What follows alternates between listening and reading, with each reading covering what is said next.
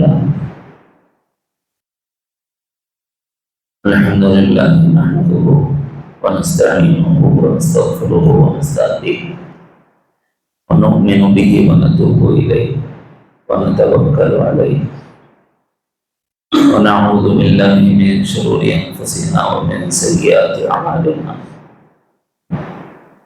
من يهده الله فلا مضل له ومن يضلل فلا هادي له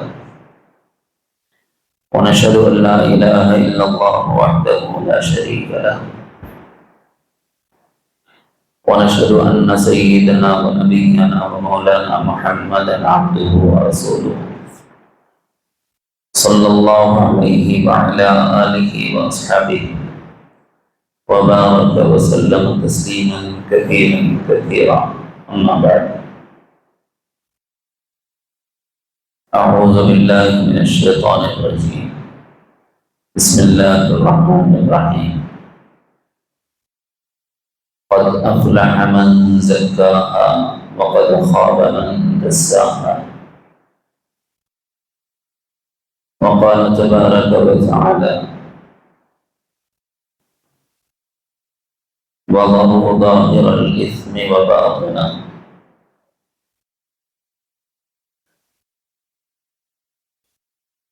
وقال الله عز وجل ما يلفظ من قول إلا لديه رقيب عتيد صدق الله العظيم. معزز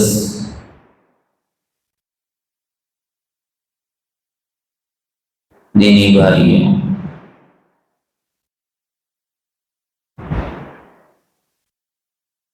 ترتیب وار تزکیہ نفس سے متعلق ایک بات کو لے کر تفصیلات سنائی جا رہی ہیں۔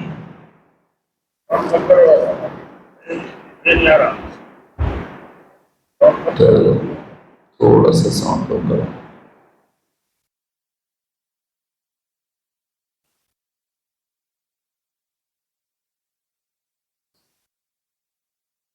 ترتیب وار، ٹھیک ہے، ترتیب وار مضامین سنائے جا رہے ہیں ایک بات کو لے کر۔ وہ بات ہے نفس کا تزکیہ کس کو کہتے ہیں؟ اپنے نفس کو پاک کرنا۔ کس چیز سے پاک کریں گے؟ گناہ سے پاک کرنا۔ اس کا طریقہ کیا ہے؟ خواہش نفس کو دبانا۔ کبھی خواہش نفس کو دبایا جاتا ہے کھانے پر کنٹرول کر کے، اور کبھی خواہش نفس کو دبایا جاتا ہے زبان پر کنٹرول کر کے، اور کبھی خواہش نفس کو دبایا جاتا ہے نیند پر کنٹرول کر کے۔ اس کو مجاہدات اجمالیہ کہتے ہیں۔ اور کبھی کنٹرول کیا جاتا ہے نفس کو لوگوں سے بلا وجہ ملاقات کرنے سے، اپنے کو بچانے سے۔ ان کو مجاہدات اجمالی کہتے ہیں۔ اس کے ذریعے سے نفس قابو میں رہتا ہے، اور وہ گناہ جو خواہش نفس سے پیدا ہوتے ہیں اس کی چار جہتیں ہیں۔ زبان سے ہونے والے گناہ نفس کے تقاضے کی وجہ سے ہوتے ہیں، مال سے ہونے والے گناہ نفس کے تقاضے کی وجہ سے ہوتے ہیں، بدن اور عمل سے ہونے والے گناہ نفس کے تقاضے کی وجہ سے ہوتے ہیں، دل سے ہونے والے گناہ نفس کے تقاضے کی وجہ سے ہوتے ہیں۔ اس لیے اللہ تعالیٰ نے فرمایا کہ اپنے نفس کو قابو میں کرو تاکہ تم ان ظاہری اور باطنی تمام گناہوں سے بچ سکو۔ جو بندہ یہ مجاہدہ کرتا ہے، اپنے نفس کو قابو میں کرتا ہے، اور نفس کی وجہ سے پیدا ہونے والے گناہوں سے، اللہ کے سامنے کھڑے ہونے کے ڈر سے اپنے کو اس گناہ سے روک لیتا ہے، وہ دنیا میں کامیاب ہے۔ یہ مقصد زندگی تک پہنچنے والا ہے۔ مراد الہی کو پانے والا ہے۔ اللہ کی مراد کیا ہے؟ میرا بندہ میری جنت میں جائے، یہ اللہ کا منشا ہے۔ اور یہ کیسے ممکن ہے؟ یہ صرف اس وجہ سے ممکن ہے کہ آپ نفس کو کنٹرول میں لاؤ، اللہ کی جنت میں چلے جاؤ۔ کہاں ہے؟ قرآن مجید میں وَأَمَّا مَنْ خَافَ مَقَامَ رَبِّهِ وَنَهَى النَّفْسَ عَنِ الْهَوَىٰ فَإِنَّ الْجَنَّةَ هِيَ الْمَأْوَىٰ۔ اللہ کے سامنے ٹھہرنے کا ڈر تمہیں اتنا پیدا ہو جائے کہ تم ڈرو اللہ سے اور گناہ سے رک جاؤ۔ تم اتنا کرو، آگے اللہ نے تمہارے لیے جنت کا وعدہ کیا ہے۔ فَإِنَّ الْجَنَّةَ هِيَ الْمَأْوَىٰ۔ ایسا شخص جو اللہ سے ڈر کر گناہ سے بچے، اپنے آپ کو بچائے، وہ اللہ کی جنتوں کا حقدار ٹھہرتا ہے۔ تو گناہ سے بچنے کے لیے نفس کو کنٹرول میں کرنا ضروری ہے۔ نفس کو کنٹرول میں کرنے والا کامیاب آدمی۔ اور نفس کو کنٹرول کیسے کیا جاتا ہے؟ کم کھانے کے ذریعے سے، کم سونے کے ذریعے سے، کم بولنے کے ذریعے سے، لوگوں سے کم ملنے کے ذریعے سے۔ یہ ایک طریقہ ہے حضرات صوفیہ کے پاس۔ بالخصوص اس میں کم بولنے کا جو مجاہدہ ہے وہ صرف اس لیے ہے کہ آج میں اس پر بات اپنی ختم کر رہا ہوں، آئندہ مجلس سے دوسرا موضوع شروع ہو۔ اب تک ہم نے آپ کے پاس 12 مجالس کی، 12 سے 13 مجالس، جس میں سے ایک مجلس وہ ہے جس میں سیرت النبی کے عنوان سے جلسہ ہو گیا گزشتہ مجلس میں، کیونکہ ربیع الاول کی مناسبت تھی تو سیرت سے متعلق کچھ بات سنا دی۔ تو پچھلی 11 مجلسوں میں تقریباً آپ کو جو گناہ گنائے ہیں صرف زبان سے متعلق، وہ ہیں 70 پر 4، 74۔ کتنے ہو گئے؟ 11 مجلسوں میں اگر زبان سے ہونے والے 70 سے بڑھ کر گناہ ہمیں معلوم ہوتے ہیں تو یہ ہماری کامیابی ہے کہ ناکامی؟ کامیابی ہے نا۔ بس کامیابی ابتدائی ہے کہ علم میں آ گیا، اب مجاہدہ کر کے اس کو عمل میں لاؤ۔ علم میں آیا کہ یہ گناہ، اب مجاہدہ کر کے اس کو عمل میں لانا ہے۔ یہ وہ زبان ہے جس زبان کی بابت مخبر صادق جناب محمد رسول اللہ صلی اللہ علیہ وسلم نے خبر دی ہے کہ میں نے معراج کے موقع پر عالم برزخ میں جو مشاہدہ کیا ہے عوالم جہنم کا، اس میں سے زیادہ تر جن لوگوں کو جہنم میں جلتا ہوا دیکھا ہے وہ اس زبان کی وجہ سے۔ اسی لیے آپ نے کیا فرمایا؟ تم مجھے ضمانت دو اس چیز کی جو تمہارے 2 جبڑوں کے درمیان میں، اس چیز کی جو تمہارے 2 پیروں کے درمیان میں ہے، یعنی ستر اور شرمگاہ، تم اس سے گناہ مت کرو، میں تمہیں جنت کی ضمانت دیتا ہوں۔ کتنی بڑی بات! ما بین لحییہ وما بین رجلیہ، تم اس کی ضمانت دیں۔ اللہ کے رسول ضمانت دے رہے، میں تمہیں جنت کی ضمانت دیتا ہوں۔ اللہ تعالیٰ ہمیں باخبر کر رہے ہیں کہ دیکھو یہی وہ ہے جو تمہیں تباہ کر سکتی، یہی وہ ہے جو تمہیں آباد کر سکتی، سرسبز و شاداب کر سکتی۔ آدمی کی زبان کا ایک بول کسی کے دل میں محبت کے کلیوں کو کھلا دیتا ہے، لیکن اسی زبان کا ایک کڑوا بول فتنہ اور فساد کا باعث بن جاتا ہے۔ یہی زبان ہے، اس کا درست استعمال اللہ کا مقرب بنا دیتا ہے۔ یہی وہ زبان ہے جس کا غلط استعمال جہنم کی انتہائی تاریک تر وادیوں میں لے جاتا ہے۔ یہ خلاصہ ہے ان 11 مضامین، ان 11 مجالس کا۔ اسی لیے میرے بھائی ضروری یہ ہے سلسلہ تصوف سے وابستگی کی بنیاد پر نفس کے تزکیے کے ضمن میں جو اسباب دیے جاتے ہیں، ایک ایک سبق کر کے ان اسباب کو لینا اور اس کے مطابق اپنی زندگی کو ڈھالنا، یہ بڑا کمال ہے۔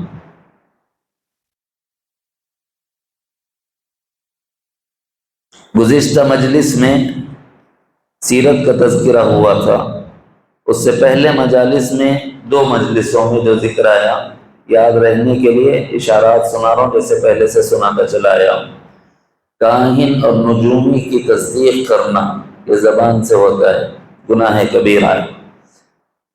باوجود قدرت کے نماز کی تلقین نہ کرنا اور باوجود قدرت کے اللہ کی منع کی ہوئی چیز سے لوگوں کو نہ روکنا یہ گناہ کبیرہ، اور لوگوں کو کرو حکم کرنا بھی زبان سے ہوتا ہے، نہ کرو روکنا بھی زبان سے ہوتا ہے، ہاتھ سے بھی ہوتا ہے، دوسرا درجہ زبان سے ہے، تیسرا درجہ دل میں برا سمجھنے کا ہے۔ اس میں درمیانی درجہ یہ ہے کہ ترک اوامر و نواہی بھی گناہ کبیرہ ہے، جہاں زبان چل سکتی ہے چلائیں۔ اسی طرح کسی بری رسم کو جاری کرنا، کسی بری رسم کی دعوت دینا یہ بھی گناہ کبیرہ ہے۔ رسموں کی قسمیں آپ کو بتا دی گئی ہیں۔ بری رسم میں دین میں بری رسم کا جاری کرنا اس کو بدعت کہتے ہیں، جو ناپسندیدہ ہے بلکہ جناب رسول اللہ صلی اللہ علیہ وسلم کی گستاخی کہ وہ حضور علیہ السلام کو خائن کہہ رہے ہوتے ہیں، اس لیے بدعت سے اپنے کو بچانا اور بدعت کے پھیلانے کا کوئی کام کبھی مت کرنا۔ اور بدعت کا پھیلانا بھی زبان سے ہوتا ہے، بول کے، اس سے بچنا چاہیے۔ اسی طرح اللہ تعالیٰ کی نعمتوں کی پہلے کھانے سے متعلق نعمتیں ذکر ہوئیں، بعد میں دوسری نعمتیں جو پورے بدن سے متعلق ہیں اس کا ذکر ہوا ہے۔ آنکھ الگ نعمت ہے، کان الگ نعمت ہے، زبان الگ نعمت ہے۔ اس طرح اپنے انفس میں اور اپنے آفاق میں جمادات، نباتات، حیوانات، آسمان، زمین، یہ سب کے سب اللہ کی مخلوقات انسانوں کے لیے ہیں، تو یہ اللہ کی نعمتیں ہمارے لیے ہیں۔ اس پر ہمارے اوپر اللہ تعالیٰ کا شکر واجب ہے۔ اس کی ناشکری کفران نعمت ٹھہرتا ہے اور کفران نعمت موجب عقاب ہوتا ہے۔ اسی طرح الحاد اور گمراہی کی بات کرنا، کفر تک پہنچانے والے کلمات اپنی زبان سے نکالنا، یہ زبان سے نکالیں گے تو گناہ ہے زبان کا اور کبیرہ گناہ ہے۔ جس طرح کوئی کام کر کے آدمی گناہ گار ہوتا ہے، مثلا گالی دے کر گناہ گار ہوتا ہے، جس طرح کوئی کام نہ کر کے گناہ گار ہوتا ہے، جیسے نماز، جیسے شراب مت پیو بول سکتا ہے اپنے بیٹے کو، نہ بولے تو گناہ گار ہوگا، تو اسی طرح زبان سے ایک کام ہمیں کرنا ہے، وہ ہے اللہ کے رسول صلی اللہ علیہ وسلم پر درود شریف کا پڑھنا۔ اگر یہ نہیں پڑھتے تو اس کو گناہ کبیرہ شمار کیا۔ کتنے افراد ہوں گے ایسے جو درود سے غفلت برتتے ہیں، اور ہم بھی کما حق ہو جیسے جناب رسول اللہ صلی اللہ علیہ وسلم پر درود پڑھنا چاہیے ہم نہیں پڑھتے، تو بھائی ہم گناہ کبیرہ کے مرتکب ہوتے ہیں۔ اس سے اپنے آپ کو بچانے کی ضرورت ہے۔ یہ سابقہ مجالس کے عنوانات تھے، 2 مجلسوں کے، پیوستہ مجالس کے۔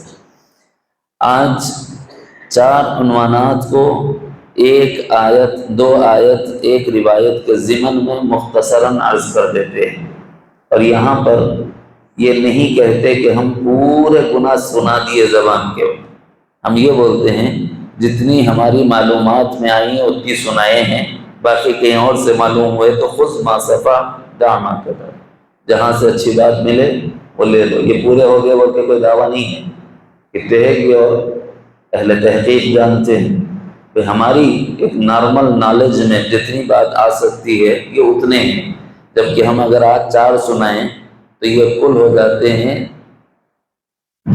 70 پر 8، ٹھیک ہے، 78، 78۔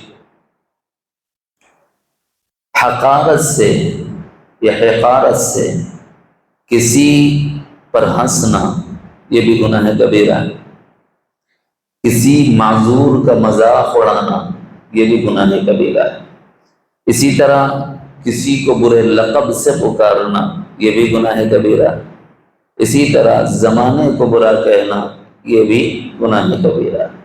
یہ سب کو معلوم ہے نا، موٹی موٹی باتیں معلوم تو ہیں، معمول ہو جانا چاہیے۔ تو یہ بنیادی چیز ذہن میں رکھیں کہ یہ بڑے گناہ ہیں جس سے مجھے اور آپ کو بچنے کی ضرورت ہے، اور جتنے گناہ میں نے ذکر کیے ہیں یہ سب کے سب بڑے گناہوں میں سے شمار ہوتے ہیں، چھوٹا گناہ ایک بھی نہیں۔ ذرا سوچو جب یہ بڑے بڑے ہیں تو چھوٹے اور کتنے ہم سے ہو جاتے ہوں گے۔ جب بڑوں کی ہی ہم گنتی نہیں کر سکتے کتنے گناہ ہماری زبان سے ہوتے ہیں، تو چھوٹوں کا کوئی شمار ہو سکتا ہے؟ وہ تو مہربانی ہے اللہ رب العزت کی۔ تم 2 نمازیں پڑھو، پہلی نماز اور دوسری نماز، تو ان 2 نمازوں کے درمیان چھوٹے ہونے والے گناہ انہوں ویسے ہی معاف کر دیتے۔ اللہ رب العزت نے قرآن مجید میں یوں اعلان فرمایا ہے، إن تجتنبوا كبائر ما تنهون عنه نكفر عنكم سيئاتكم، اگر تم کوشش کر کے بڑے گناہوں سے بچ جاؤ تو تمہارا رب اتنا مہربان ہے کہ تمہارے چھوٹے چھوٹے گناہ تو ویسے ہی معاف کر دے گا۔ کیسے معاف کرے گا؟ ایک جمعہ پڑھا، دوسرا جمعہ پڑھا، درمیان کے چھوٹے گناہ معاف۔ ایک نماز پڑھا، دوسری نماز پڑھا، درمیان کے چھوٹے گناہ معاف۔ جنازے میں چلا، ہر قدم پر چھوٹے گناہ معاف۔ کسی کی مدد کے لیے قدم اٹھایا، ہر قدم پر گناہ معاف۔ دین کا علم سیکھنے کے لیے کچھ قدم آگے بڑھایا، ہر قدم پر گناہ معاف۔ کسی اجتماعی عمل میں اپنے کو لگانے کے لیے آگے بڑھایا تو ہر قدم پر گناہ معاف۔ تو یہ اللہ تعالیٰ کی مہربانی ہے۔ سورہ کہف پڑھو ایک جمعہ، پھر دوسرے جمعہ سورہ کہف پڑھو، تو سورہ کہف کی برکت سے اللہ تعالیٰ جمعوں کے درمیان ہونے والے ہفتے بھر کے صغیرہ گناہوں کو معاف کر دیتے ہیں۔ یہ اللہ کی مہربانی ہے۔ گھر سے وضو کر کے مسجد چلو تو ہر قدم پر اللہ تعالیٰ گناہ معاف کرتے ہیں۔ بیمار کی عیادت کے لیے چلے جاؤ تو ہر قدم پر گناہ بھی معاف ہوتا ہے، پھر ہر قدم پر فرشتہ رحمت ہمارے لیے دعائے رحمت کرتا ہے۔ یہ اللہ کی مہربانی ہوتی، مگر کوشش کیا ہے؟ کوشش یہ ان تجتنبوا کبائر، تم کوشش کرو بڑے سے بچنے کی۔ چھوٹوں کے معاملے میں اللہ مہربان، چھوٹے گناہوں کے معاملے میں اللہ بڑے مہربان، مگر بڑے یہ تو پوچھے جائیں گے بھائی جو نہیں کرو بولے وہ کرے کیسا؟ تو گویا انسان کی زندگی میں سب سے بڑا کام کرنے والی جو چیز ہے وہ ہے زبان۔ جرم ہو صغیر، جرم ہو کبیر، ٹکڑا تو چھوٹا ہے گوشت کا، لیکن اس کے جو جرائم ہیں وہ بے انتہا بڑے ہیں۔ اللہ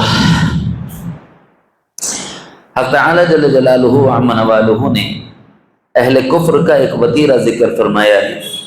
وہ کہتے ہیں وَقَالُوا مَا هِيَ إِلَّا حَيَاتُنَا الدُّنْيَا نَمُوتُ وَنَحْيَا وَمَا يُهْلِكُنَا إِلَّا الدَّهْرُ، یہ دنیا کی زندگی بس یہی سب کچھ ہے، آخرت کی طرف کون دیکھا صاحب؟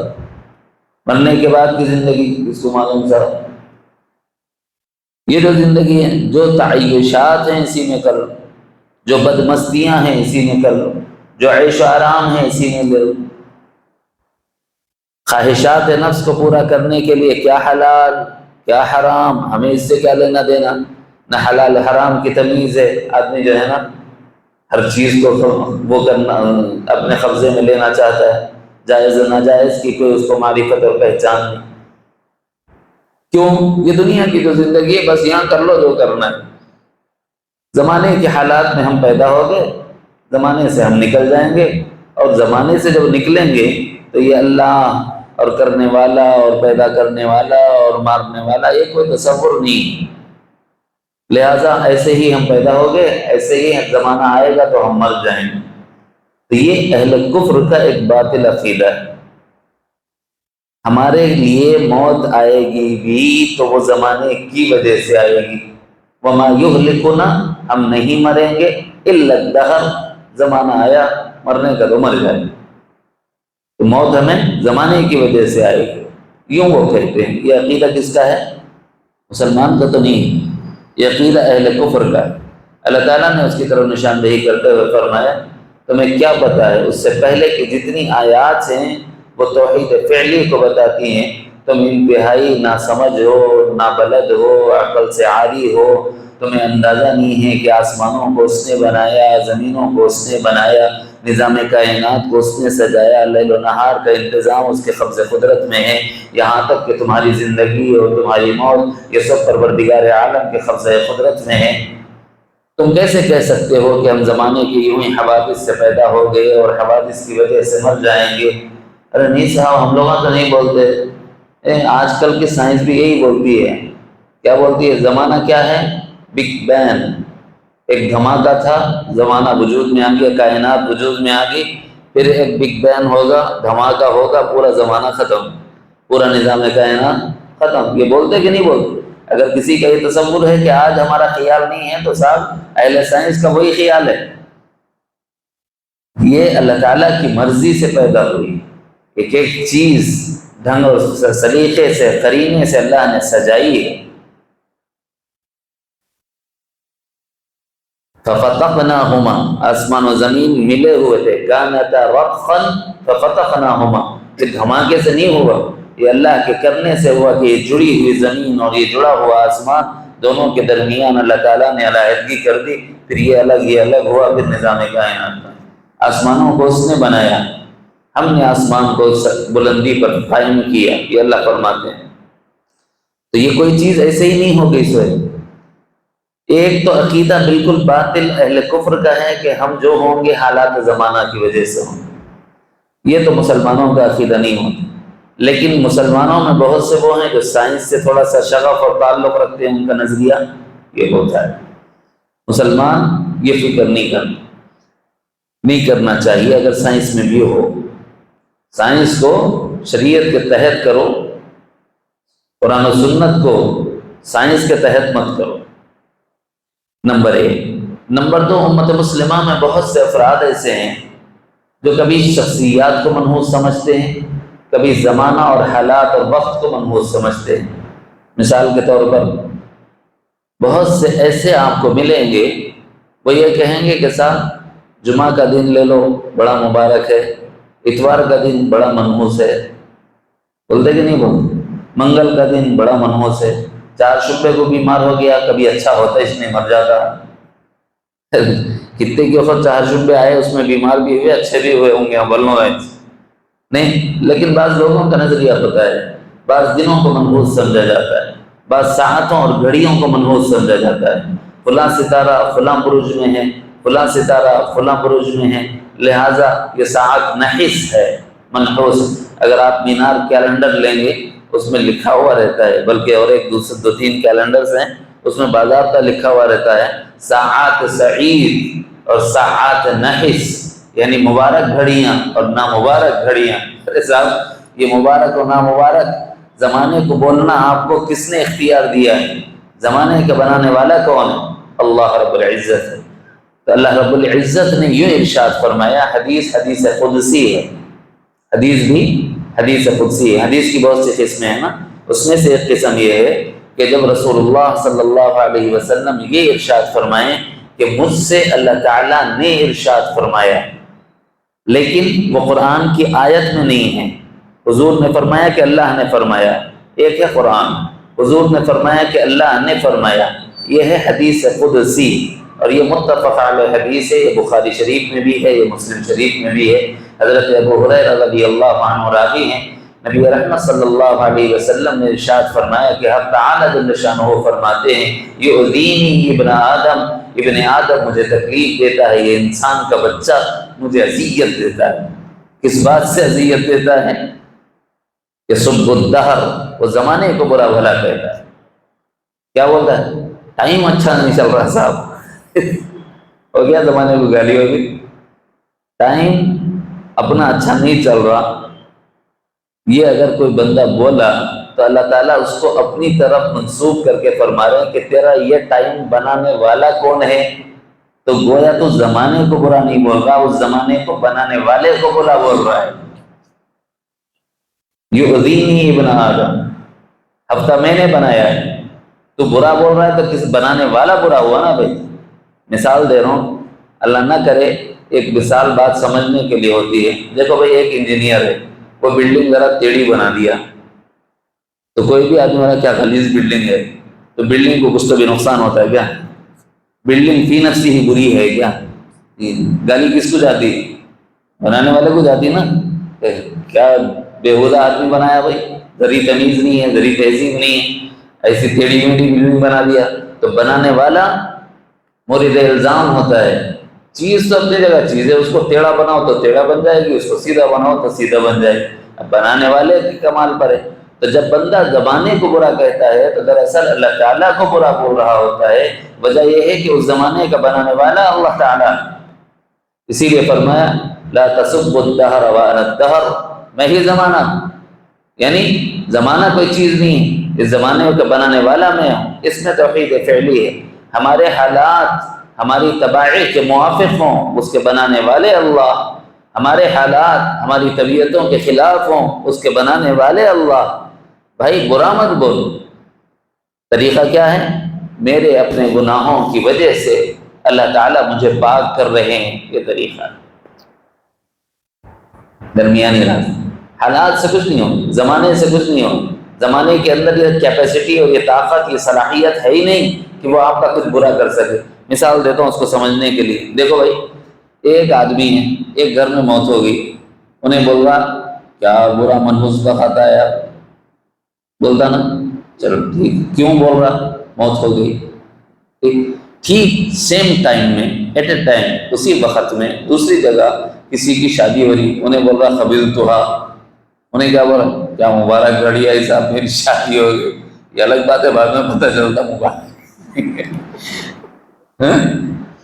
ہوتا کہ نہیں ہوتا؟ ایک آدمی اسی وقت کو، اسی گھڑی کو، اسی سانس کو، اسی زمانے کو اپنے لیے خیر، سعادت، برکت کا باعث سمجھ رہا ہوتا ہے، اور ایک آدمی اسی وقت، اسی سانس، اسی گھڑی کو کیا بول رہا ہے؟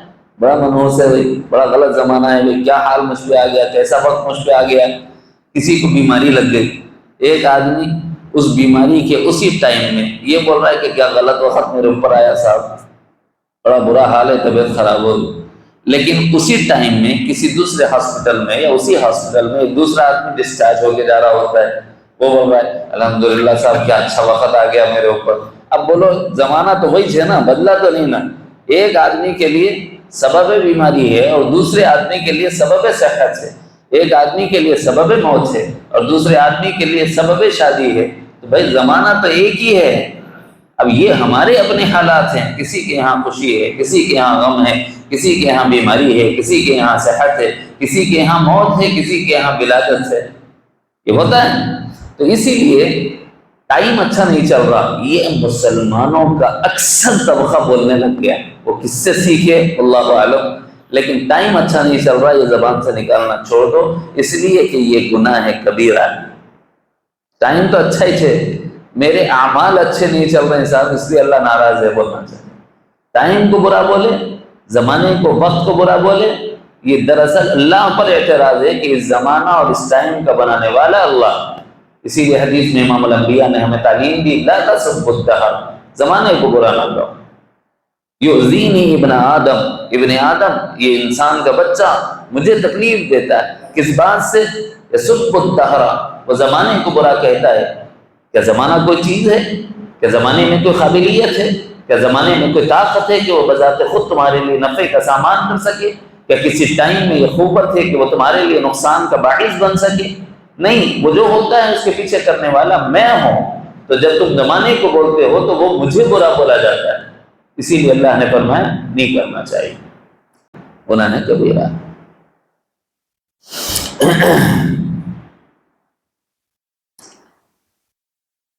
اس لیے کہ بیدی الامر، ہر چیز میرے ہاتھ میں، تمام اختیارات میرے پاس۔ اقلب اللیل والنہار، رات و دن کو لانا اور لے جانا یہ سب میں کرتا ہوں، لہٰذا تم زمانے کو برا نہ کہو۔ یہ ایک گناہ ہو گیا جس کو گناہ کبیرہ میں علماء امت نے شمار فرمایا، اور حدیث قدسی ہے اس اعتبار سے۔ نمبر ایک، اس میں ایک سبق ہے، کرنے والا تم زمانے کو سمجھ کر توحید فعلی سے نکل جاؤ گے۔ کس سے نکلو گے؟ توحید کی 4 قسمیں بتاتے نا اپنے سلسلے میں، توحید آثاری، توحید افعالی، توحید صفاتی اور توحید وجودی ذاتی۔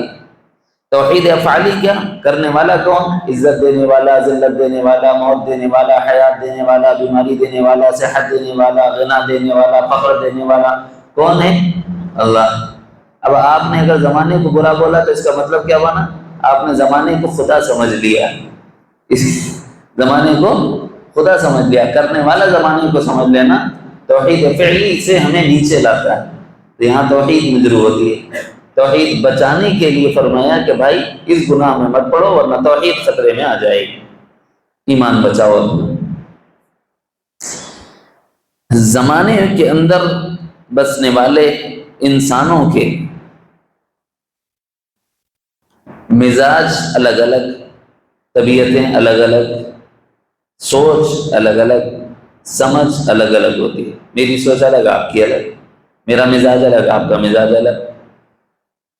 اس کے باوجود اس زمانے میں اللہ تعالیٰ نے کچھ چیزیں ایسی رکھی ہیں جس میں انسانیت کہتے ہیں، جو سب میں مشترکہ طور پر کچھ نہ کچھ درجے میں ہوتی ہے۔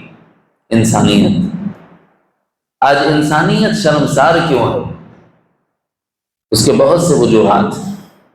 ان وجوہات میں ایک وجہ یہ ہے، ایک دوسرے کا استہزاء اور تمسخر، مذاق ہوا۔ جو اپنے کو اچھا سمجھ رہا ہے، دوسرے کے بارے میں کیا کرتا ہے، اب اس کے معایب گناتا ہے۔ وجہ کیا ہے صاحب؟ کسی اور کی نگاہ میں اس کو حقیر گرداننا، اس کو کہتے ہیں کسی کی تحقیر کرنا۔ جب ہم کسی کی تحقیر کرتے ہیں، کسی کا مذاق اڑاتے ہیں، کسی کا استہزاء کرتے ہیں، تو یہ گناہ کبیرہ ہے۔ یہ بہت سے اسباب سے آتا ہے۔ مثلا ایک آدمی رنگ کا گورا ہے، کالے آدمی کو یہ دیکھو ڈامر کا ڈلا جا رہا، دیکھو بول دیتے ہیں، ہے نا؟ کبھی ایسا ہوتا ہے تمپا دیکھنا ہے تو اس کو دیکھ لو، یعنی کسی کو حقیر کرنا چاہتے ہیں، کسی کو ذلیل کرنا چاہتے ہیں۔ تب کیا کرتے ہیں؟ بھائی ذرا یہ سوچو کہ آپ کو یہ حسن و جمال دینے والی ذات کس کی ہے، اور اس کو وہ صفت عطا کرنے والا کون ہے؟ جب ہم اس شخص کو اس کے اس عیب کی وجہ سے، حالانکہ وہ عیب نہیں ہے، تمہاری نظر میں تم نے اس کو عیب سمجھا ہوا ہے، اور اس کی وجہ سے اس کو ذلیل کرنا چاہتے ہو، تو اللہ تعالیٰ فرماتے ہیں گورا ہونا، کالا ہونا، یہ کوئی عزت اور شرف کا باعث ہے کیا؟ ان اکرمکم عند اللہ اتقاکم، تم میں سے عزت والا اللہ کے نزدیک نہ گورا ہے نہ کالا، عزت والا تقوی والا ہے۔ ایک آدمی، اللہ تعالیٰ نے بڑا مال و منال عطا فرمایا، اس آدمی نے اپنے مال کے زعم میں فقیروں کو حقیر جانا، غریبوں کو حقیر جانا، اس کی ذلت کی، اس کو رسوا کیا۔ یہ چھوٹا گناہ ہے کہ بڑا گناہ؟ ایک معمولی سے درجے کے انسانیت کا چھوٹا پہلو بھی کسی دل میں ہوتا ہے، وہ یہ کہتا ہے بھائی وہ جیسا ہے تیرے کو کیا پڑی ہوئی، اس کو بھی ذلیل کر رہا، تو اپنا کام کر۔ انسانیت رکھنے والا بھی اتنی سمجھ رکھتا ہے کہ سب نہیں، کسی کو ذلیل نہیں کرنا چاہیے۔ اس کو اور آسان کر دیتا ہوں، ایک آدمی ہے، اللہ نے اس کو دونوں پیر دیے اور دونوں پیر سلامت سے۔ ایک آدمی ہے کسی پیر سے معذور ہے، اب کسی معذور کو دیکھ کر لنگڑے بول دیا، کیوں؟ اس کے ذریعے سے آپ اس کی تحقیر چاہتے ہیں، اس کی عزت نفس کو مجروح کرنا چاہتے ہیں، اس کو اذیت و تکلیف دینا چاہتے ہیں، یا لوگوں کے درمیان میں اس کے عیب کو اچھال کر اپنے کو اس سے اچھا بتانا چاہتے ہیں۔ جس کے اندرون میں یہ مرض ہوتا ہے نا کہ اپنے کو اچھا سمجھنا، اس کا نام ہے عجب، خود پسندی، اور جس میں یہ عیب ہوتا ہے، اللہ معاف کرے، اس کو توبہ کی توفیق بھی نصیب نہیں ہے۔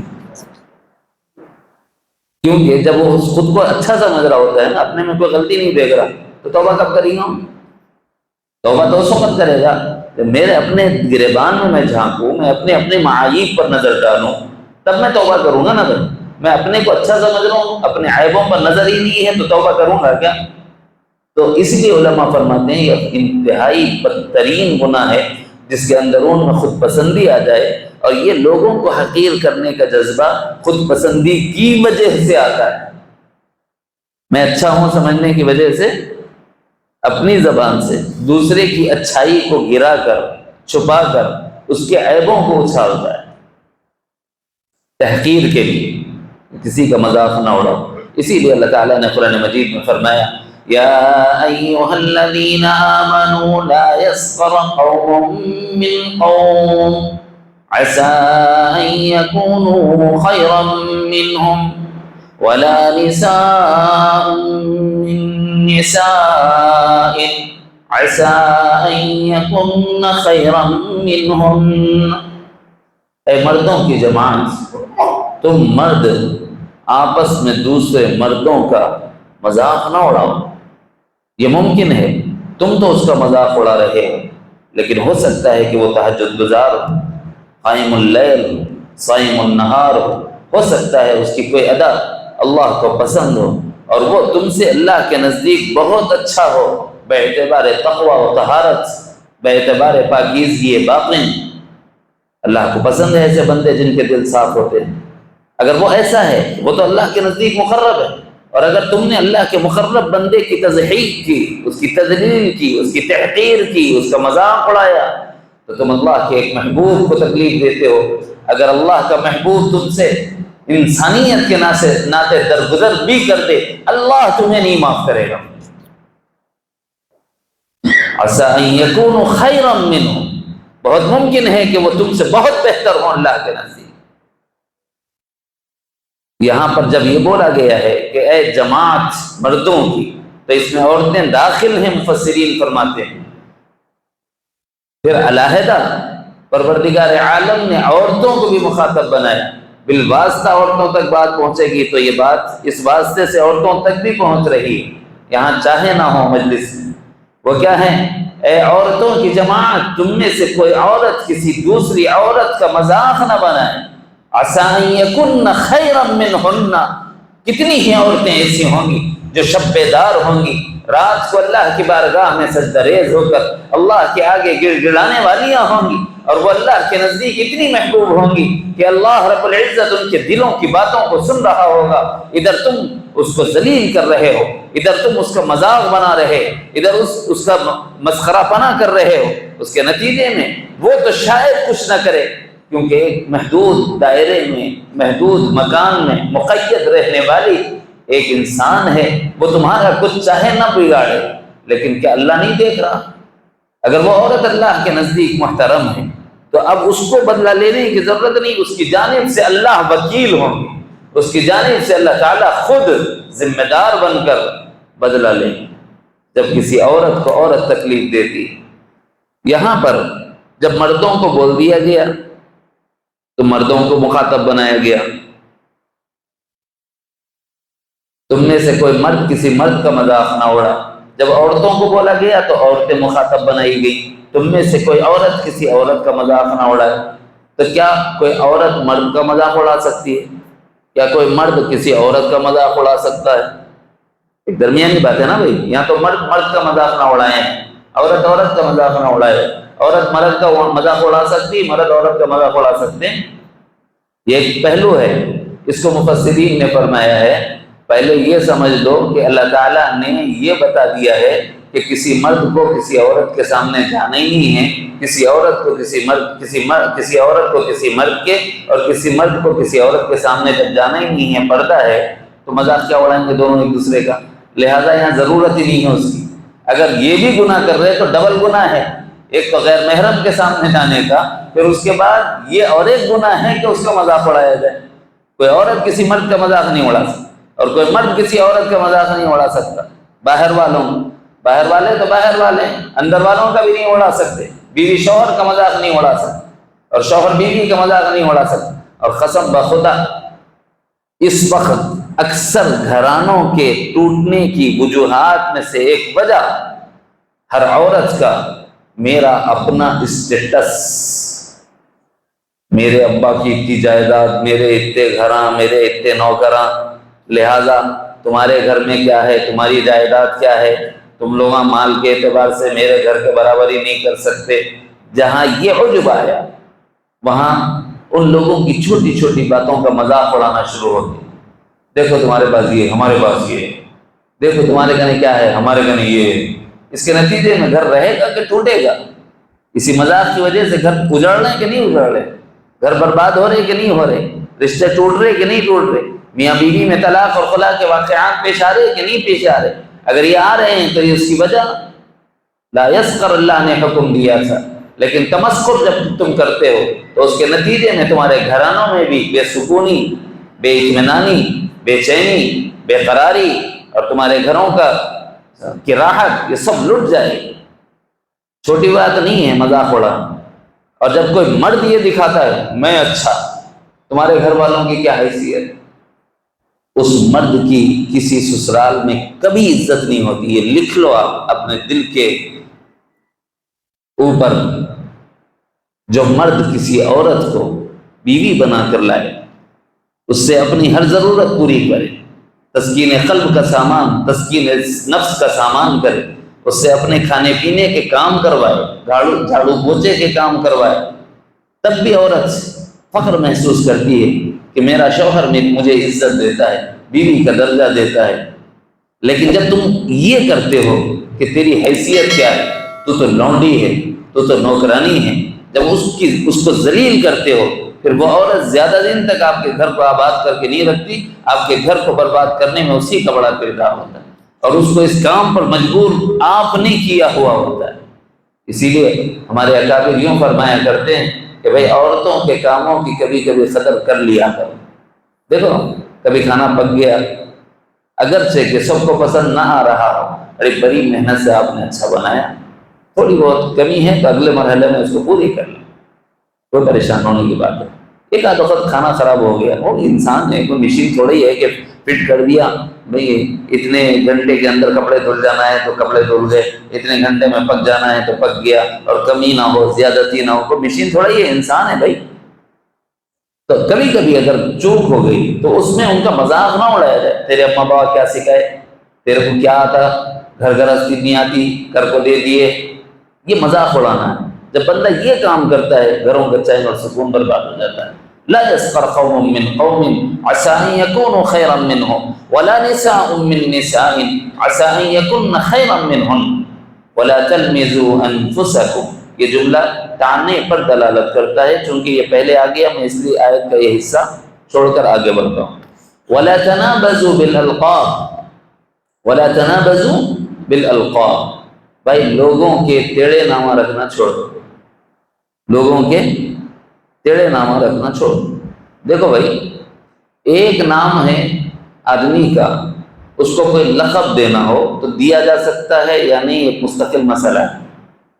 سید عالم جناب محمد الرسول اللہ صلی اللہ علیہ وسلم نے جبرائیل کے توسط سے پہنچنے والے خبر کی بنیاد پر سیدنا ابو بکر صدیق رضی اللہ عنہ کو عتیق کا لقب دیا، ابو بکر کو عتیق کا لفظ دیا۔ عتیق کا معنی ہے جہنم سے آزاد، عتق من النار، جسے جہنم سے آزاد کیا گیا، دنیا میں بشارت ملی، اسی لیے حضرت ابو بکر کو دنیا میں جنت کی بشارت دی گئی، عشرہ مبشرہ میں سے عتیق ان کا لقب ہے۔ حضرت ابو بکر کو معراج شریف کی تصدیق کی بنیاد پر صدیق کا لقب دیا گیا ہے، سب کو معلوم ہے نا، معراج کے موقع پہ سنتے رہتے، اس لیے میں تفصیل میں نہیں جا۔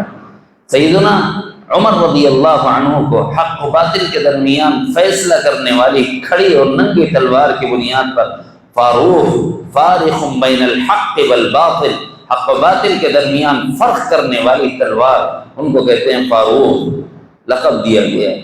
سیدنا عثمان رضی اللہ عنہ کو ان کی سخاوت کی وجہ سے غنی لقب دیا گیا ہے۔ ان کی نکاح میں ایک کے بعد دیگر سید عالم جناب محمد الرسول اللہ صلی اللہ علیہ وسلم کی بیٹیاں آئیں، بنات طاہرات آئیں، اس لیے ان کو ذو النورین کا لقب دیا گیا ہے۔ سیدنا علی المرتضیٰ رضی اللہ عنہ کو شجیع الاشجع لقب دیا گیا ہے، اور حضور علیہ السلام نے بڑے پیار سے انہیں ایک مرتبہ یوں فرمایا تھا، یا ابا تراب، اے ابو تراب، مٹی پہ لیٹے ہوئے تھے، کلے پہ مٹی لگ گئی، لیٹتے نا بھائی ریتی میں، کبھی ٹھنڈا دکھا اچھا لیٹ گئے، ویسے ہی تھکے ہوئے تھے تو لیٹے ہوئے تھے تو مٹی کلے پہ لگ گئی، تو حضور نے دیکھ لیا لیٹے ہوئے تھے تو آپ نے فرمایا یا ابا تراب، اے مٹی والے۔ ابو کا معنی باپ کے بھی، اور ابو کے معنی والے کے لیے۔ اب ہم لوگ ابو بولے تو خالی باپ کے معنی اس سے سمجھ رہے ہیں، دیکھو مٹی کا باپ، یہ کیا بات، ایسا نہیں ہوتا، پہلے عربی پوری سمجھ میں آئی تب اپن فیصلہ کرنا، اپنے سے فیصلے نہیں کرنا۔ ابو کے معنی والے کے لیے، جیسے سیدنا ابو ہریرہ رضی اللہ عنہ صحابی رسول، ان کا نام اس کسی کو یاد نہیں ہے، سب کو ابو ہریرہ بولتے ہیں۔ ابھی میں نے روایت سنائی تو ابو ہریرہ کے نام سے ہی سنائی، ان کا اصل نام یاد بھی نہیں، اس لیے کہ ایک مرتبہ انہوں نے اپنی آستین میں بلی کا بچہ رکھا تھا، ہریرہ بلی کو کہتے ہیں۔ سرکار دو عالم صلی اللہ علیہ وسلم نے دیکھا تو ارشاد فرمایا یا ابا ہریرہ، اے بلی والے، تو ان کو یہ اتنا پسند آیا کہ میرے سرکار کا دیا ہوا لقب ہے، اب یہ میری زندگی میں کبھی نہیں ختم ہوگا۔ اپنے کو اس کے بعد سے ابو ہریرہ کہنے لگے تو ان کا نام لوگ بھول گئے، ان کا لقب یاد رہ گیا۔ تو کسی کا کوئی لقب کسی کو پسند آتا ہے۔ ابو بکر صدیق کو عتیق پسند تھا، صدیق پسند تھا، عمر کو فاروق پسند تھا، عثمان کو ذو النورین پسند تھا۔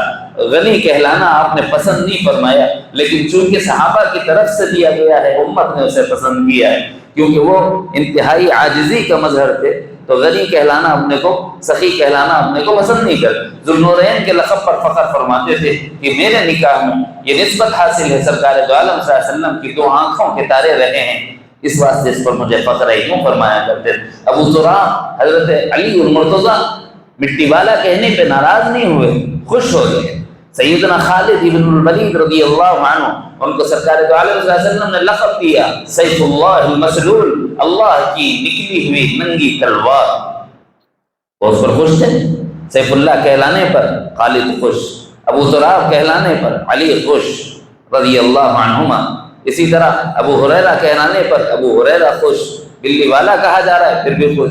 بعض لوگ بعض لقب سے خوش ہوتے ہیں تو ان کو اس لقب سے پکارنے میں حرج نہیں، لیکن بعض لوگوں کو آپ ایسا نام دیتے ہیں، ایسا لقب دیتے ہیں کہ وہ لقب پسند نہیں ہوتا۔ مثلا کوئی گڈا ہو، آپ اس کو ارے گڈت الفتنہ ادھر بولتے ہیں، مارکیٹ میں ہے بھائی جو ہے وہ خالی میں سمجھانے کے لیے بتا رہا ہوں، ایسا کرو مت بول رہا ہوں۔ اگر یہ بول دیے تو اب کیا ہوگا؟ یہ گناہ کبیرہ۔ کیوں؟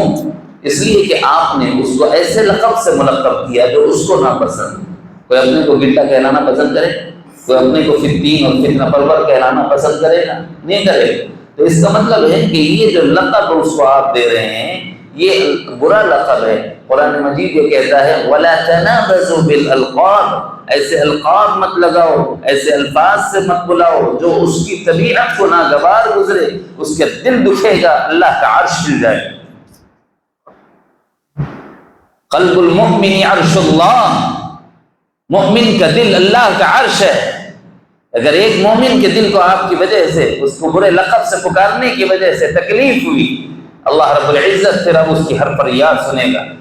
اگر اللہ آپ دیکھ لیجئے انہیں بول دیا اس وقت میں، پھر آپ لاکھ تعویذاں کرو، لاکھ گنڈے اور پریدے کرو، کچھ حالات سدھرنے والے نہیں میرے دوست۔ اس لیے کیا کرنا بھائی؟ مسخرہ پن نہیں، اس کی ایک حدود ہے، نبی نے بھی کیا ہے۔ جائز حدود میں کتنا کر سکتے ہو اتنا بتاتا ہوں۔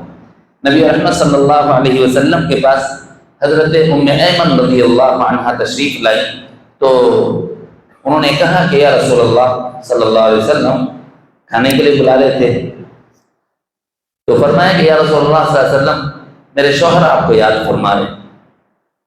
تو حضور نے فرمایا وہ جس کی آنکھ میں سفیدی ہے، ام ایمن سے بڑا مزاح فرمایا کرتے تھے حضور، وہ جس کی آنکھ میں سفیدی ہے، وہ تو غصے میں آ گئی کہ میرا شوہر کی آنکھ میں سفیدی نہیں ہے۔ بھائی حضور نے فرمایا کوئی آنکھ بھی ہے جس میں سفیدی نہ ہو؟ ذرا دیکھ کے بولو، کوئی آنکھ بھی ہے جس میں سفیدی نہ ہو؟ پھر سفیدی تو ہر آنکھ میں ہوتی ہے۔ بات آپ ایسی کرو کہ اس میں جھوٹ نہ ہو، اور آدمی کی چونکہ نظر وہاں تک فوری نہیں جاتی۔ حضرت ام ایمن یہ سمجھ رہی کہ جیسے کسی کی آنکھ میں موتیا آ گیا ہو تو عیب والا ہو جاتا ہے، کہ حضور فرما رہے ہیں کہ تیرا شوہر عیب والا ہے، آپ نے فرمایا کہ اس کی آنکھ میں موتیا نہیں ہے، حالانکہ حضور کا منشا وہ نہیں تھا۔ حضور کا منشا تھا یہ آنکھ کی سفیدی جو سیاہ، جو کیا بولتے ہیں دیدے کے بازو میں حصہ ہے، ہر آنکھ میں سفیدی ہوتی ہے، جھوٹ نہ ہو اس میں، سچ بات ہو۔ ایک مرتبہ ایک بڑھیا بیٹھی ہوئی تھی، حضور علیہ السلام گزر رہے، جاتے جاتے اس نے کہا یا رسول اللہ صلی اللہ علیہ وسلم میرے لیے دعا فرما دیجیے کہ میں جنت میں چلی جاؤں، بوڑھی ہو گئی ہوں، پتہ نہیں کب ٹپک جاؤں، کب میرا انتقال ہو جائے گا، آپ میرے لیے دعا کر دیجیے کہ ٹپک جاؤں کا لفظ میں نے اس لیے بولا تھوڑی ظرافت ہو جائے، وہاں نہیں، وہاں صرف اتنا ہے کہ اس نے درخواست کی کہ یا رسول اللہ میرے لیے جنت کی دعا فرما دیجیے، سنا دیجیے میں جنت میں جاؤں گی کہ نہیں جاؤں گی۔ تو حضور نے جاتے جاتے فرمایا کہ بوڑھیاں جنت میں نہیں جائیں گی۔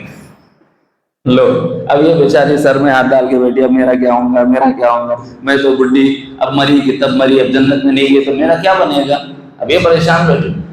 تھوڑی دور جانے کے بعد حضور نے دیکھا تو سمجھ گئے کہ یہ عورت میرے منشے اور مدعا کو نہیں سمجھی ہے، تو حضور علیہ السلام نے غالباً سیدنا حسن رضی اللہ عنہ سے کہلوا بھیجا، جا کر ان سے کہہ دو کہ اللہ تعالیٰ نے قرآن مجید میں ارشاد فرمایا ہے فَجَعَلْنَاهُنَّ أَبْكَارًا، کوئی عورت جنت میں جائے گی تو وہ بوڑھی نہیں ہوگی، وہ جوان بنا کر لگی جائے گی۔ جو ایمان والی جنت میں جائے گی تو وہ تو بوڑھی تھوڑی رہے گی۔ میرا منشا یہ تھا کہ تم بوڑھی جنت میں نہیں جاؤ گی، جاؤ گی تو جنت میں جوان بن کے جاؤ گی۔ اس پر وہ بڑی خوش ہوگی کہ یا رسول اللہ، آپ نے مجھے جوانی کی بھی خوشخبری دے دی اور میرے لیے آپ نے جنت کی بھی خوشخبری دے دی۔ یہ بھائی غلط ہے کہ صحیح ہے؟ قرآن میں کیا ہے؟ اللہ فرمانے کہ کوئی جنت میں عورت بری حالت میں نہیں رہے گی۔ فَجَعَلْنَاهُنَّ أَبْكَارًا عُرُبًا أَتْرَابًا لِأَصْحَابِ الْيَمِينِ۔ سورہ واقعہ کے اندر تفصیلات موجود ہیں، میں وقت کم ہونے کی وجہ سے صرف اشارات میں سنا رہا ہوں۔ سمجھ لیجیے کہ ایک مومنہ عورت کے لیے اللہ نے جنت میں جانے کا فیصلہ کر دیا، اب وہ بوڑھی نہیں رہے گی، اب وہ ایسی بنائی جائے گی جیسے ابھی اس کی شادی نہ ہوئی ہو۔ حسن و جمال بڑھا دیا جائے گا۔ کتنا حسن و جمال بڑھایا جائے گا دنیا کی عورت کا، آپ کو بتاؤں تو تعجب ہوگا۔ حدیث شریف میں ہے کہ ایک مومن جب جنت میں جائے گا تو حور جنت کو دیکھ کر سجدے میں گر جائے گی۔ وہ کہے گی آگے میرے سرتاج، آپ کی شایان شان نہیں کہ اپنی باندی کے آگے سجدہ ریز ہو جائیں، ذرا اپنا سر مبارک اٹھائیے۔ ارے تم اللہ کا نور نہیں، تم اللہ کی تجلی نہیں، تم اللہ تعالیٰ کا جلوہ نہیں، اتنی بڑی چمک، اتنی بڑی دمک۔ میں تو سمجھا کہ اللہ نے تجلی فرمائی ہے، میں تجلی الہی کے آگے سب نگو ہو گیا۔ یہ کہے گی کہ نہیں، میں تو آپ کی ایک ادنا سی کنیز اور خادمہ ہوں، آگے چلیے، آپ کی اور بھی کنیزیں آپ کی منتظر ہیں۔ اس طرح 70 حوران جنت کے آگے جہاں جائے گا اسی حال میں، اسی حال سے دوچار ہوگا، کیونکہ ہر ایک کا حسن و جمال پہلی والی سے زیادہ ہو۔ یہ 70 کے 70 مل کے یہ کہیں گی حضرت آپ باندیوں کو دیکھ کے اتنا پریشان ہیں، آگے چل کے دیکھو ہماری ایک ملائکہ بھی ہے۔ کون ہے وہ ملائکہ؟ وہ ایمان والی عورت ہوگی جو دنیا میں تمہاری بیوی رہی ہوگی اور تمہاری موافقت رہی دنیا کے اندر ان میں۔ کل قیامت میں اللہ رب العزت اسے ایسی بنائیں گے کہ حوران جنت بھی اس کے حسن و جمال کے سامنے شرمسار ہو جائیں گے۔ وہ حسن اللہ عطا فرمائیں، وہ جوانی اللہ عطا فرمائیں گے۔ کس کو؟ ایمان والی عورت۔ یہ اس سے لے کر کے نبی علیہ السلام نے فرمایا فَجَعَلْنَاهُنَّ أَبْكَارًا، بوڑھیاں جنت میں نہیں جائیں گی، ہاں تم جوان بنا کر بھیجی جاؤ گی، اور ایسی ویسی جوان نہیں۔ 70 حوران جنت کا حسن و جمال ایک طرف ہوگا اور ملکہ جنت کا حسن و جمال ایک طرف ہوگا۔ یہ اللہ کا انعام ہوگا۔ یہاں پر کتنے بھی سرجریاں کرا لو، اس کا ایک رمق بھی دنیا میں نہیں آ سکتا۔ بس یہاں ایمان کے نور سے، وضو کے نور، وضو کی نورانیت سے اپنے چہروں کو منور کر لو۔ قیامت میں اللہ رب العزت ان چہروں کو ایسا منور کریں گے کہ حوران جنت بھی شرمندہ ہو جائے۔ یہاں وضو سے اپنے چہروں کو سجانا ہو۔ دیکھو نبی علیہ السلام ایک ام ایمن کی بات سنائی، مذاق فرمایا آپ نے، اور ایک بڑھیا کا قصہ سنایا، حدیث شریف میں مذکور ہے۔ ایک اور قصہ ملتا ہے کہ ایک دیہات کے صحابی آئے، ایمان لائے، انہوں نے یوں کہنے لگے کہ رسول اللہ صلی اللہ علیہ وسلم مسافر ہوں، کچھ سواری کا نظم فرما دیجیے۔ تو حضور نے فرمایا کیوں نہیں، ہم تمہارے لیے ایک اونٹنی کے بچے کا انتظام کریں گے۔ وہ کہنے لگے یا رسول اللہ، اونٹنی کا بچہ میرے سفر کے کیا کام آئے گا؟ تو حضور نے فرمایا بھائی کیا اونٹنی کا بچہ نہیں؟ ہر اونٹ کسی اونٹنی کا بچہ ہی تو ہے، ہم آپ کو اونٹ کس دیں گے؟ تھوڑی دیر کے لیے ظرافت طبعی بھی ہو، بات جھوٹ بھی نہ ہو، اور کسی کے لیے مسکرانے کا سبب بن جائے، کسی کی دل جوئی کا سامان ہو جائے، اس کی گنجائش کیا جا سکتا۔ لیکن آپ جھوٹ بول کر، کسی کا مذاق اڑا کر، کسی کو ذلیل کر کر اس کا مذاق اڑا کر، کسی کو رسوا کر کے اس کا مذاق اڑا کر اگر آپ یہ چاہتے ہیں کہ ہم تھوڑا ہنس لیں گے تو یہ گناہ کبیرہ ہے۔ اللہ رب العزت نے مسخرہ پن ایسا کرنے سے منع فرمایا۔ اللہ رب العزت نے کسی معذور کا مذاق اڑانے سے منع فرمایا ہے۔ کسی کو اندھا اللہ نے بنایا ہے، کسی کو بینا اللہ نے بنایا ہے، کسی کو ہاتھ والا اللہ نے بنایا ہے، کسی کو لولا اللہ نے بنایا ہے، کسی کو پیر والا اللہ نے بنایا ہے، کسی کو لنگڑا اللہ نے بنایا ہے۔ تم جب اس پر اعتراض کرتے ہو، اندیشہ ہے کہ مرنے سے پہلے تم بھی اس حال سے گزر جاؤ۔ اللہ کو اتنا ناپسند ہے، تو میری تخلیق پر انگلی اٹھائے گا؟ میں تجھے ایسا بناتا ہوں، اپنے کو بنا کے بتا۔ اللہ تعالیٰ دنیا میں اس کو وہ اذیت دیتے. جب کسی اندھے کو اندھا کہو گے مرنے سے پہلے بینائی سے محروم ہو جاؤ، اس کا اندیشہ ہے. یہ میں فتویٰ نہیں دیتا، اندیشہ ظاہر کرتا ہوں، کیونکہ ڈائریکٹ اللہ تعالیٰ کی تخلیق پر جب اعتراض ہوتا ہے، اللہ کسی بھی حال سے سب اس کا بدلہ لے، اور اس کو بتایا جائے گا کہ تو اللہ کی تخلیق پر اعتراض کر رہا تھا نا، لے اب تیرے ساتھ بھی اللہ نے وہی معاملہ کیا جو اس کے ساتھ کیا تھا، اب تو اپنے کو درست کر کے بتا دے. کسی کو لنگڑا کہو گے مرنے سے پہلے اللہ کبھی اس حال سے دو چار کر دیں گے، کیا ایسا ہو ہمارے ساتھ؟ ہم چاہتے ہیں. اگر نہیں تو پھر بھائی دوسروں کو بالخصوص معذوروں کو مذاق اڑانا چھوڑ، ان کا مذاق نہ اڑاؤ، نہ زبان سے نہ اشارات و کنایات سے. علماء نے اشارات و کنایات سے کرنے کو بھی گناہ کبیرہ لکھا ہے. مثلا ایک آدمی کسی کو زبان سے لنگڑا بولتا ہے تو یہ زبان کا گناہ کبیرہ ہوا، لیکن ایک آدمی کے بارے میں ذرا لنگڑ کے چل کے بتا رہے انہیں ایسا ہے ہو گیا، ہوتا نا ایسا، یوں یوں ٹیڑھا چل کے بتاتے. تو یہ اشارے سے جو چل کے بتائے نا، تو یہ چل کے بتانا بھی گناہ کبیرہ ہے. یہ گناہ عملی کبیرہ گناہ ہے. بھائی بچنا چاہیے کہ نہیں بچنا چاہیے؟ تو آج کی مجلس میں جو 4 باتیں بتائی گئی ہیں، وہ 4 باتیں یہ ہیں کہ بھائی حقارت سے کسی پر ہنسنا یہ گناہ کبیرہ ہے، معذور کا مذاق اڑانا یہ گناہ کبیرہ ہے، برے لقب سے کسی کو پکارنا یہ گناہ کبیرہ ہے، زمانے کو برا بھلا کہنا یہ گناہ کبیرہ ہے. ان گناہوں سے زبان کو روکے رکھو، اس لیے کہ تم اگر یہ سمجھتے ہو کہ کوئی ہمارے ان زبان سے نکلے ہوئے لفظوں کو لکھ رہا ہے، کون جانتا ہے، کون دیکھ رہا ہے؟ اللہ فرماتے ہیں ما یلفظ من قول الا لدیہ رقیب عتید. دونوں کاندھوں پر لکھنے والے کاتبین موجود ہیں جو تمہاری نیکیاں اور برائیاں لکھتے رہتے ہیں. تمہاری زبان سے ما یلفظ من قول، کوئی لفظ تمہاری زبان سے نہیں نکلتا، الا لدیہ رقیب عتید، قریب ترین بیٹھے ہوئے لوگ اس کو چکھ لیتے ہیں، اور اگر اچھی بات ہے تو وہ بھی لکھی جاتی ہے، اگر بری بات ہے تو وہ بھی لکھی جاتی ہے. تو اپنی زبان کی حفاظت. کتنے گناہ ہو گئے آج؟ غالباً قریب 78 گناہ صرف میں نے زبان سے متعلق عرض کیے ہیں. اللہ میری بھی زبان کی حفاظت فرمائے، آپ کی بھی زبان کی حفاظت فرمائے. یہ زبان بھائی اس لیے صوفیہ کہتے ہیں مجاہدہ کرو، من صمت نجا، جو خاموش رہ گیا نجات پا. یہ کھلی فتنہ ہوگی، یہ کھلی فساد ہوگی، یہ کھلی عزتوں کا باعث ہوگی، یہ کھلی موت کا باعث ہوگی. اس لیے اپنی زبان جتنا روک سکتے ہو. پہلے زمانے میں تو روزہ تھا اس کا. حضرت مریم سے اللہ تعالیٰ نے کیا فرمایا تھا؟ جب تم باہر نکلنا لوگ کیا کہیں گے تمہارا یہ گمان ہے تو تم روزہ رکھ لینا بولنے کا. پہلے تھا روزہ یہ تو مہربانی ہے سرکار دو عالم صلی اللہ علیہ وسلم کی اس امت پر رحم کھایا گیا، چھوڑ دیا گیا، ڈھیل دی گئی. لیکن اس لیے نہیں ہے زبان تو ذکر اللہ کے لیے، تلاوت کلام اللہ کے لیے ہے. اگر اس کا استعمال غلط ہوا، مس یوز ہوا، تو 78 گناہ تو میں نے گنا ہے، پتہ نہیں اور کتنے ہیں اہل تحقیق کی نظر میں. اور میں یہ نہیں کہتا کہ وہ ہیں، میں یہ کہتا ہوں کہ ہماری ناقص معلومات میں جتنی آئی ہیں وہ یہ ہیں. جب اتنی ہیں تو اپنی زبان کی کتنی حفاظت کی ضرورت ہے، اس کا فیصلہ آپ کو اور مجھے کرنا ہے. اس لیے سب سے آسان ترکیب جو صوفیہ نے بتلائی وہ یہ کہ اپنا منہ جتنا خاموش بند کر کے رکھ سکتے ہو رکھیں گے ہم انشاءاللہ.